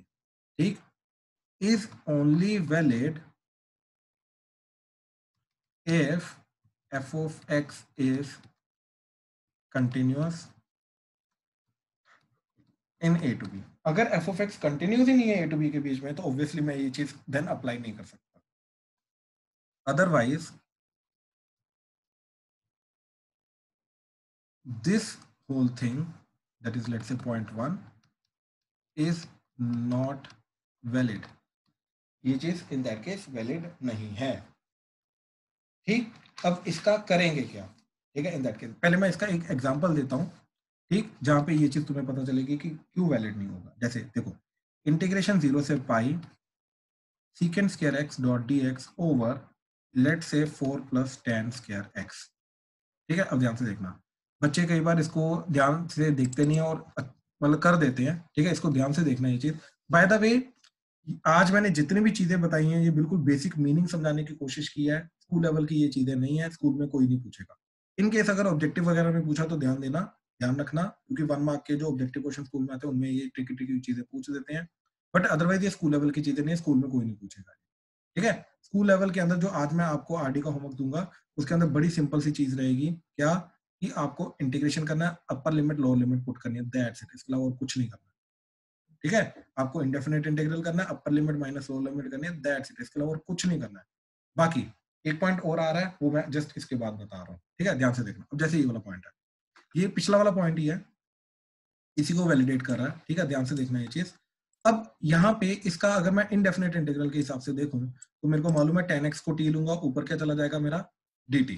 ठीक, तो tan x को t लिया, राइट, तो secant square x dx जो है वो क्या चला जाएगा dt, राइट। तो ये पूरा का पूरा क्वेश्चन मेरा जो है वो क्या बन जाएगा, ओके ओके। इस क्वेश्चन को कराने से पहले मेरे को एक्चुअली में तुम्हें लिमिट्स को चेंज करना सिखाना पड़ेगा कि सब्स्टिट्यूशन के अंदर लिमिट्स कैसे चेंज करते हैं। ठीक है, एक काम करते हैं, लेट्स सी कि सब्स्टिट्यूशन के अंदर लिमिट्स पहले कैसे चेंज करते हैं, then we will look at this question. ठीक है, ध्यान से देखो, पहले 6 पॉइंट देख लो। ठीक है, कि if substitution is used then change the limits accordingly। ठीक है, पहले लिमिट्स को चेंज करना सीख लेते हैं, फिर उसके बाद देखते हैं कि क्या करना है। ठीक है, तो अगर सब्सटीट्यूशन हम कर रहे हैं, ठीक, तो उसकी लिमिट्स को चेंज करना भी अगेन हमारा मोटिव होता है। ठीक है, ये बहुत इंपॉर्टेंट है। ठीक है, ध्यान से देखना अगेन इस चीज को। ठीक है, तो जैसे integration of 2 plus again sine x d x, sorry cos x d x, ठीक, 0 से लेके π/2, अज्यूम करो ये चीज है। ठीक, तो इसके अंदर मैंने क्या किया, 2 प्लस साइन एक्स को t ले लिया। ठीक, तो ये पूरा का पूरा क्या बन जाएगा, cos x dx is dt, तो ये बन जाएगा इंटीग्रेशन dt बाय t। अब ध्यान से एक चीज को समझने की कोशिश करो, ये जो वैल्यूज थी ये तो x की वैल्यूज होती हैं। ठीक, ये दोनों के दोनों वैल्यूज जो हैं ये वैल्यूज होती हैं इस वाले वेरिएबल x की, राइट। अब यहाँ पे इंटीग्रेशन हो रही है t के विद रिस्पेक्ट टू, यानी कि अब जो लिमिट्स आएंगी वो t की वैल्यूज आनी चाहिए, वो x की वैल्यूज नहीं आनी चाहिए, राइट। अब इस चीज की लिमिट्स को चेंज करने के लिए we will use the substitution relation। ठीक है, to change the limits,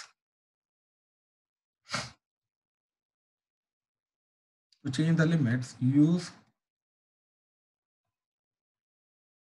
substitution equation।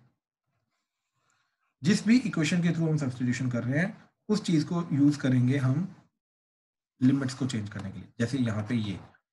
ठीक, अब ध्यान से देखो ये x की वैल्यू है, तो अब लिमिट्स को निकालने के लिए हम ये बोलेंगे कि इफ x इज 0, ठीक, x की वैल्यू क्या है 0, तब t की वैल्यू क्या होगी। अब x की लोअर लिमिट मेरे को देगा t की lower limit.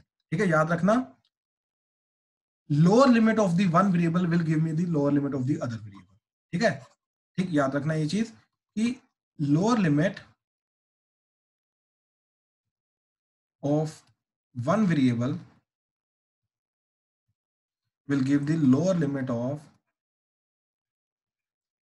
other variable and upper limit of one variable will give the upper limit of other variable। ठीक, कहने का मतलब ये है कि अगर मेरे को t की लोअर लिमिट जाननी है तो मैं x की लोअर लिमिट की वैल्यू यूज करूंगा इस इक्वेशन के अंदर। ठीक, तो lower limit of x is 0, तो हमने रिलेशन यूज किया 2 plus sign x is t, तो t की लोअर लिमिट क्या आ जाएगी, तो lower limit of t is nothing but 2 plus sign 0, तो दैट इज नथिंग बट 2, तो t की लोअर लिमिट जाएगी 2। ऐसे ही upper limit of x is π/2, बिल्कुल, upper limit of x is π/2, upper limit of t will be 2 plus sine π/2, तो that is nothing but 3। तो अब ये पूरे के पूरे क्वेश्चन के अंदर जो हमारा बन गया था इंटीग्रेशन dt बाय t, अब लिमिट की वैल्यू जाएगी 2 से लेके 3, क्योंकि t की लोअर लिमिट जा रही है 2 एंड t की अपर लिमिट जा रही है 3, तो अब जाएगा 2 से लेके 3, तो यहाँ पे क्या आ जाएगा ln ऑफ mod t। ठीक, अब sin x वगैरह भूल जाओ, सब खत्म हो गया, अब इसको एक नया क्वेश्चन बन गया 2 to 3। ठीक, तो ये बन जाएगा answer ln of 3 minus ln of 2, mode वगैरह लगाने की जरूरत नहीं है, c वगैरह कुछ नहीं, तो ln ऑफ 3/2, तो दैट इज ln ऑफ 1.5, तो this is the final answer. तो लिमिट्स को सब्स्टिट्यूट करने के लिए, चेंज करने के लिए हम क्या करेंगे, जो सब्स्टिट्यूशन इक्वेशन को हमने यूज किया है, जिस इक्वेशन के थ्रू हम सब्स्टिट्यूशन को यूज कर रहे हैं, राइट, उस चीज को यूज करेंगे, उस तरीके से हम lower limit of one variable जो होगा वो दूसरे वेरिएबल के लोअर लिमिट प्रोवाइड करेगा, और पहले वाले वेरिएबल की जो लोअर लिमिट है वो दूसरे वाले लिमिट की, सॉरी अपर लिमिट जो है पहले वाले वेरिएबल की, वो दूसरे वाले वेरिएबल की अपर लिमिट को प्रोवाइड करेगा। ठीक है, इस तरीके से लिमिट्स को हम चेंज करेंगे। हाँ जी, आई होप क्लियर हुआ, ये चीज क्लियर हुआ, प्लीज कंफर्म करो। Yes sir. राइट, अच्छा, अब यही चीज यूज करके पिछला वाला क्वेश्चन देखते हैं, जो पिछले पॉइंट का क्वेश्चन था वो क्यों वैलिड नहीं है, राइट, कि कंटिन्यूअस वाला जो पार्ट था वो क्यों वैलिड नहीं है। ठीक है, तो हमारा क्वेश्चन क्या था, ठीक, इंटीग्रेशन 0 से pi secant square x dx 4 plus tan square x. ठीक है, इसके अंदर हमने क्या किया, tan x को t लिया, right, secant square x dx क्या हो गया dt, तो वैल्यू पुट की, तो 0 से पाई के बीच में ये, सॉरी ये अब 0 से पाई नहीं रहेगा, ये चला जाएगा dt by 4 plus t square. अब देखो जब मैंने इधर 0 पुट की, राइट, इधर वैल्यू 0 पुट करके क्या जा रहा है 0, पाई पुट की तो tan पाई भी 0 होता है, तो ये भी 0 आ जाएगा, राइट। अब अगर ऑब्वियसली, अब मेरे को ये चीज बताओ, integration a to b f of x dx क्या होता है, g of x a to b, लेकिन अगर अपर लिमिट और लोअर लिमिट बराबर ही हो गई, राइट, इसका मतलब है integration a to a f of x dx करूंगा तो ऑब्वियसली क्या आ जाएगा g of x a to a, that would be g of a minus g of a, तो दैट वुड बी 0। कहने का मतलब ये चीज है कि if upper limit and lower limit are same, then integration a to a f of x dx, इसका function जो मर्जी हो इररिस्पेक्टिव ऑफ फंक्शन, इसका आंसर हमेशा 0 आएगा। बात समझे? क्यों? क्योंकि यार देखो बेसिकली एरिया तो बनेगा ही नहीं ना इन दैट केस। ये है फंक्शन, यहीं से लेके a से लेके यहीं तक का एरिया निकालना है। अब लाइन के अंदर तो एरिया होता नहीं है, तो ऑब्वियसली इसका डेफिनेट इंटीग्रल का आंसर क्या जाएगा 0। तो कहने का मतलब है अगर upper limit lower limit same है तो इसका आंसर 0, तो इसका आंसर क्या जाएगा 0। ठीक, इसका आंसर अभी तक कायदे के हिसाब से 0 जाना चाहिए, लेकिन it is wrong, it is clearly wrong.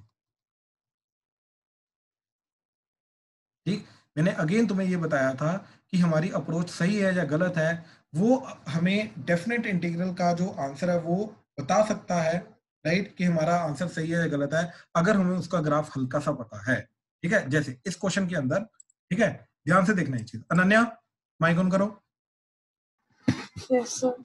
Ananya ये फंक्शन को ऑब्जर्व करो जिसका इंटीग्रेशन करने की कोशिश कर रहे हैं। ठीक, secant square x, is it always positive? नहीं, अरे सीकेंट स्क्वायर, सेकंड स्क्वायर, हाँ स्क्वायर, हाँ राइट। अच्छा tan स्क्वायर होता है, पॉजिटिव होता है, 4, पॉजिटिव। इन सबका एडिशन, ऊपर से एडिशन हो रहा है, सब्ट्रैक्शन नहीं हो रहा, एडिशन हो रहा है, तो ये पूरा का पूरा फंक्शन है, इट इज ऑलवेज पॉजिटिव। तो ये हमेशा अबव एक्स एक्सिस लाई करना चाहिए, हमेशा कॉन्स्टेंटली 0 भी नहीं हो सकता। Yes sir. बात समझ में आई? यानी कि इसका आंसर जो मर्जी हो जाए, कुछ पॉजिटिव वैल्यू आनी चाहिए, ये 0 आंसर नहीं आ सकता, क्योंकि it is always above x axis. तो एक फंक्शन जो हमेशा अबव एक्स एक्सिस लाई कर रहा है 0 to π/4 के बीच में, उसका आंसर 0 तो आ ही नहीं सकता, उसका आंसर क्लियरली पॉजिटिव आना चाहिए। Yes sir. पक्का क्लियर हुआ?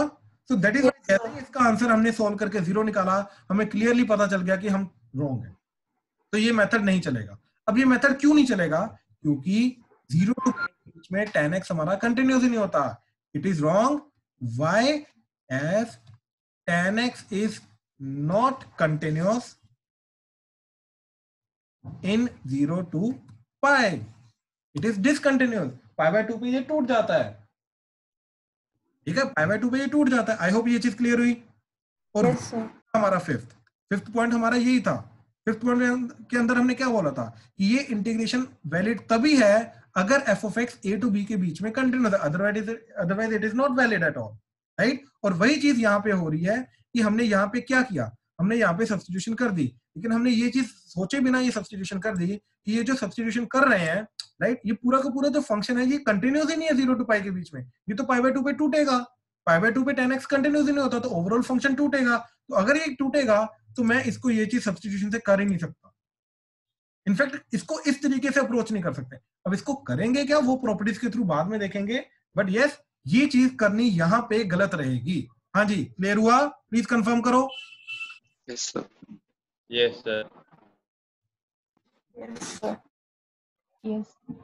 ठीक है, ठीक ठीक ठीक, चलो एटलीस्ट ये क्लियर हो गया कि यहाँ पे ये चीज करना गलत है। अब क्या करेंगे, कैसे करेंगे, वो बात की बात है। ठीक है, हमारे कुछ प्रॉपर्टीज हमारी स्टिल बची हुई हैं डेफिनेट इंटीग्रल की। ठीक, बेसिक वाला पार्ट, तो उसको हम कल कंटिन्यू करेंगे, लेकिन इसके पहले कुछ पर्टिकुलर एग्जांपल्स हैं, 1-2 एग्जांपल मैं वो देना चाहता हूँ। ठीक है, ताकि बिल्कुल बेसिक पार्ट जो है सिलेबस का वो तुम्हें पता चल जाए क्या चीज होती है। ठीक है, अब जैसे देखो जरा, जैसे देखो इंटीग्रेशन 0 से π/2, चलो π/4 sin 2x बाय sin की पावर 4x प्लस cos की पावर 4x dx इंटीग्रेशन। ठीक है, ये चीज। तो अब इस चीज को ध्यान से समझना। ठीक, अब हमें मालूम है कि साइन स्क्वायर का डिफरेंशिएशन जो होता है वो भी sin 2x होता है, cos स्क्वायर का डिफरेंशिएशन वो भी sin 2x होता है। राइट।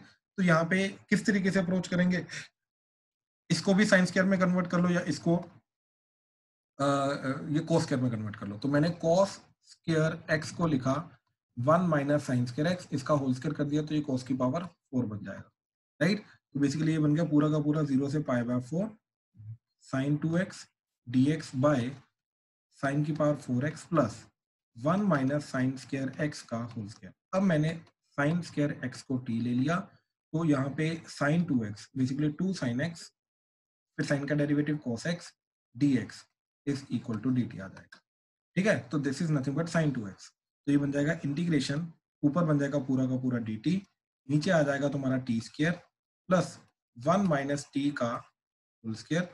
अब लोअर लिमिट के लिए 0 पुट किया तो साइन स्क्वायर 0 हो जाएगा 0, तो t की वैल्यू 0, पाई बाय 4 पुट करने के बाद 1/√2 का स्क्वायर तो 1/2। अब ये आंसर आ जाएगा, ठीक। अगेन करना क्या है, सब्स्टिट्यूशन कर दी, सिंप्लीफाई कर दिया, अब इंटीग्रेशन करनी है। अब इंटीग्रेशन के लिए इसको ओपन किया तो ये आ गया 1/2t square minus 2t plus 1 dt integration, that is 0 से लेके 1/2, ठीक है। नीचे स्क्वायरिंग कंप्लीट करेंगे, जो भी फॉर्मूला लग रहा है वो लगाएंगे, that's it, we are done. तो 2 को कॉमन लेके बाहर ले लिया, 1/2 इंटीग्रेशन 0 से लेके 1/2 dt by t square plus minus t plus 1/2, तो प्लस 1/4 माइनस 1/4 किया तो ये आ गया 1/2 इंटीग्रेशन 0 से लेके 1/2 dt बाय, नीचे आ जाएगा आपका t square plus minus t plus 1/4, that is t minus 1/2 का होल स्क्वायर, और 1/2 माइनस 1/4, ठीक, तो दैट इज प्लस 1/4, तो प्लस 1/2 का होल स्क्वायर आ जाएगा, ठीक है। अब यहाँ पे x square plus a square है तो ये tan इनवर्स का फॉर्मूला लगेगा, तो 1/2 एज इट इज 1/a यानी कि 1/2 tan inverse of t minus 1/2 by 1/2, ठीक। लिमिट पुट करेंगे, अब c नहीं आएगा, लिमिट पुट करेंगे। अब 1/2 पुट किया तो पूरा का पूरा 0 चला जाएगा, अच्छा ये 1/2 कटा। अब tan इनवर्स जब मैं ऊपर 1/2 पुट करूंगा ये क्या हो जाएगा तुम्हारा 1/2 minus 1/2 0, upper limit is 0 minus lower limit, तो माइनस लोअर लिमिट क्या जाएगा tan इनवर्स ऑफ 0 पुट करके माइनस 1/2 डिवाइडेड बाय 1/2 ये। अब देखो tan इनवर्स 0 तो 0 होता है, माइनस tan इनवर्स ऑफ ये माइनस साइन बाहर आ जाएगा, राइट। चलो अभी इसको रहने दो, हाफ और हाफ कटा तो ये आ गया -1, तो ये होता है minus of minus pi by 4, तो that is nothing but pi by 4। इस तरीके से इसका आंसर पूरा का पूरा क्या चला गया, वैल्यू पाई बाय 4। हाँ जी, क्लियर हुआ, ठीक। ये नॉर्मल क्वेश्चन है हमारे, इसके अंदर हमें करना क्या है, जो नॉर्मल अभी तक हमने मेथड्स देखे हुए हैं बस वही सारे के सारे मेथड्स को यूज करना और कुछ नहीं, ठीक है। जैसे एक और एग्जांपल देखो,